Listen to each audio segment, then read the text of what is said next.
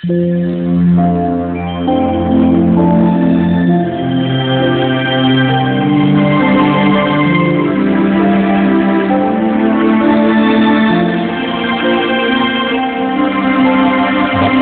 ang bumabasa at ang nangakikinig ng mga salita ng hula at tumutupad ng mga bagay na nasusulat doon, sapagkat ang panahoy malapit na.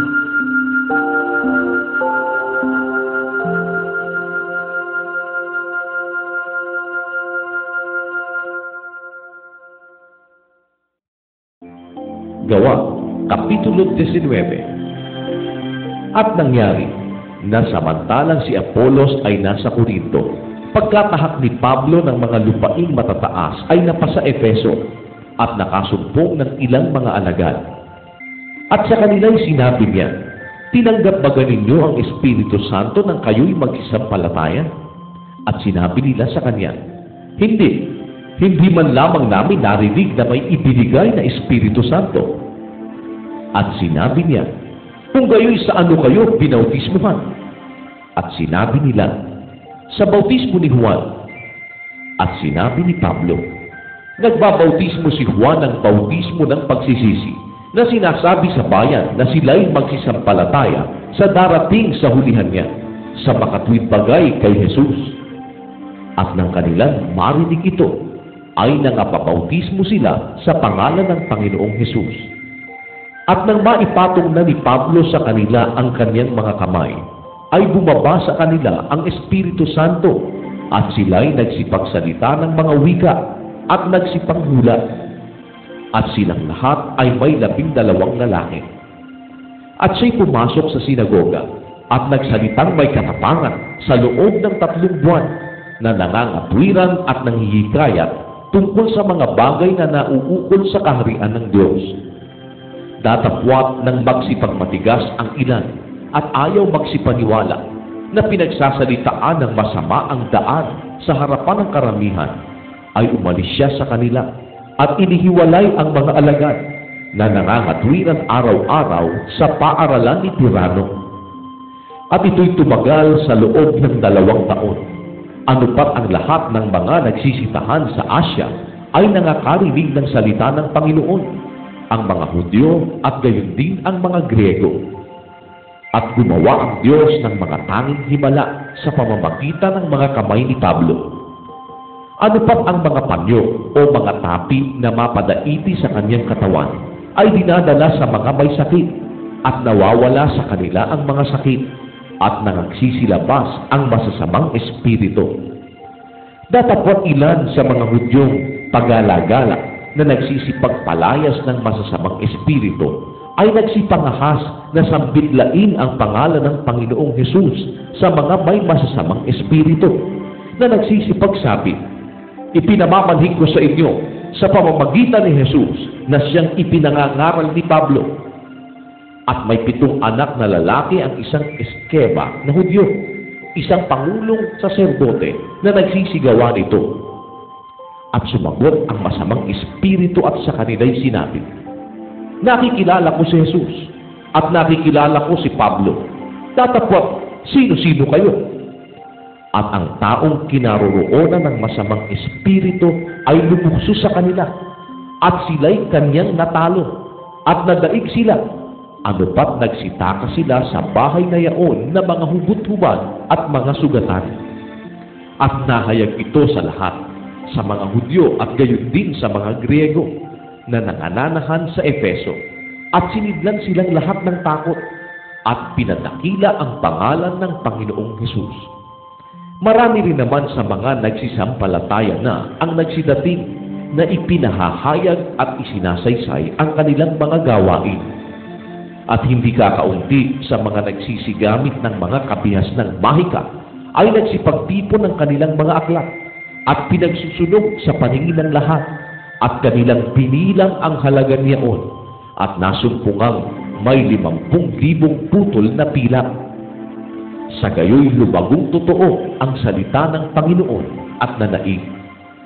Pagkatapos nga ng mga bagay na ito, ay ipinasya ni Pablo sa Espiritu, nang matahak na niya ang Macedonia at ang Akaya, na pumaroon sa Jerusalem na sinasabi, pagkapanggaling ko roon ay kinakailangang makita ko naman ang Roma.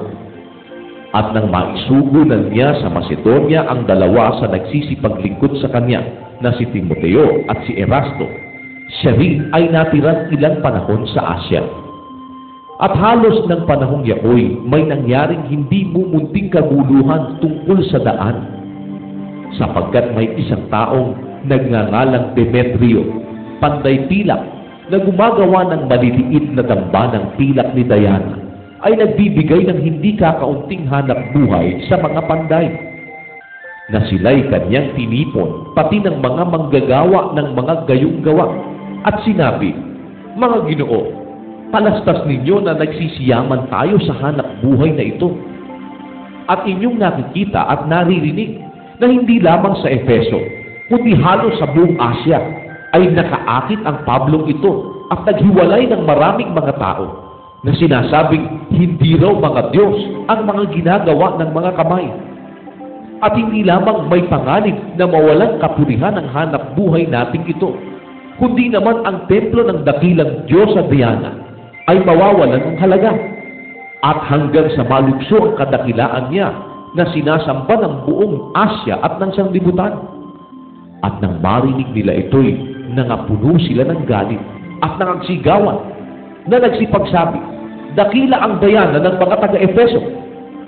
At napuno ng kaguluhan ang bayan at pinagkaisahan nilang lusubin ang dulaan na sinunggaban si Gayo at si Aristarco, mga lalaking taga-Macedonia na kasama ni Pablo sa paglalakbay. At nang inakala ni Pablo na pasukin ng mga tao, ay hindi siya tinulutan ng mga alagad.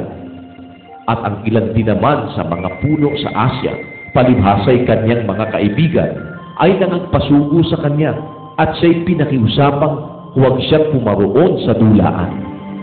At ang ibang ay sumisigaw ng isang bagay, at ang iba'y iba naman, sapagkat ang pulong ay nasa kaguluhan at hindi maalaman ng karamihan kung bakit sila'y nangagkatipon.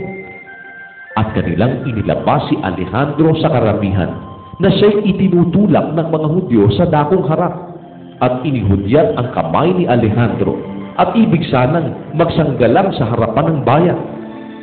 Datapwat ng matalastas nilang siya'y Hudyo, ay nangagkaisang lahat na magsigawan sa loob halos ng 2 oras, dakila ang bayanan ng mga Efeso. At nang mapatahimik na ng kalihim bayan ng karamihan, ay kanyang sinabi, kayong mga lalaking taga-Efeso, sino sa mga tao ang hindi nakakaalam na ang bayan ng mga Efeso ay tagapag-ingat ng templo ng dakilang Diana at ng larawang nahulog mula kay Jupiter? Yamang hindi nga maikakaila ang mga bagay na ito, ay dapat kayong magsitahimik at huwag magsigawa ng anumang bagay sa madalian, sapagkat dinala ninyo rito ang mga taong ito na hindi mga mangluloob sa templo ni mga mamumusong man sa ating Diyosa. Kung si Demetrio nga at ang mga panday na kasama niya ay mayroong anumang sakdal laban sa kaninuman, ay bukas ang mga hukuman at may mga prokonsul. Bayaan ninyong magsakdal ang isa't isa.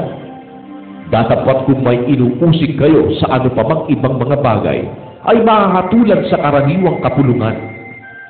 Sapagkat totoong nanganganig tayo na mga sakdal tungkol sa pagkakagulo sa araw na ito, palibhasa'y walang anumang kadahilanan, at tungkol dito ay hindi tayo makapagbibigay sulit tungkol sa pagkakatipong ito.